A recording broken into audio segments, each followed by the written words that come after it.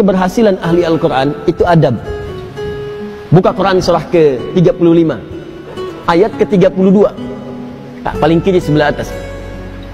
Thumma awrathna al-kitaba alladhina istafayna min ibadina. Kemudian kami wariskan Al-Quran itu kepada hamba-hamba yang kami pilih. Awas, ada yang rajin baca, one day one juz, one day one ayah, kan? One day one surah, dan seterusnya. Ada yang rajin menelaah, buka tafsir ini, tafsir itu. Ada yang rajin menghafalkan, ya Masya Allah. Tapi maaf, apakah semua orang itu dianggap benar oleh Allah ketika berinteraksi dengan Al-Quran? Tidak. Ada 3 golongan. Faminhum zalimun li nafsi. Ada orang yang senang dengan Al-Quran tapi zalim orangnya. Rajin baca dia, rajin tapi zalim, tidak mampu menempatkan ayat Quran sesuai dengan tempatnya. Apa?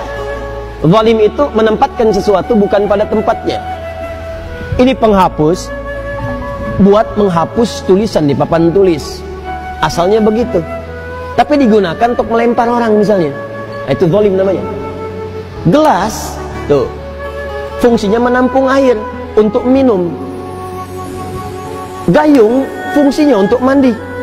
Ada orang minum pakai gayung, mandi pakai gelas. Itu zalim namanya. Ada orang sering ngaji, baca qul huwallahu ahad, katakan hanya Allah yang esa, hafal ayatnya, tahu maknanya, tapi tidak menempatkan ayat sesuai dengan tempatnya. Dia katakan di lisannya semua agama sama. Dibin, celaka orang-orang yang dusta, hafal ayatnya, sering baca, tahu artinya, tapi dia berdusta. Itu zalim namanya. Jadi ayat-ayat itu tidak dipraktikkan dalam perilaku hidup, adab tidak ada. Wa minhum muqtasid, ada golongan kedua, meninggalkan sifat yang pertama, naik tingkat, tapi belum ada nilai kebaikan pada dirinya, hanya untuk dirinya saja. Muqtasid itu paket hemat. Jadi ahli Quran, kalau perilakunya nampak kegiatan sehari-hari, sering mojok di masjid misalnya, atau dekat tiang-tiang nyandar, baca ngulang-ngulang hafalan. Tapi kalau diminta, mas bisa ngimamin, yang lain saja. Itu paket hemat kata Quran. Hemat untuk dirinya, belum bisa diberikan pada yang lain. Yang ketiga, wa minhum sabiqum bil khairati biidznillah. Adab. Ada ahli Quran, kesuksesan interaksinya dengan Al-Quran dibuktikan dengan menampakkan perilaku baik dalam kehidupan. Sabiqum bil khairat, kalau bisa nomor 1 dia mengerjakan kebaikan. Jadi ciri orang yang berhasil dengan Qurannya, kata Allah, adalah adab. Jadi jangan bangga kalau anak anda hafal 30 juz, tapi nggak merubah perilakunya. Yang yaitu hafalan banyak, tapi perilaku semakin durjana. Yang salah tuh dalam hafalannya. Ada yang keliru.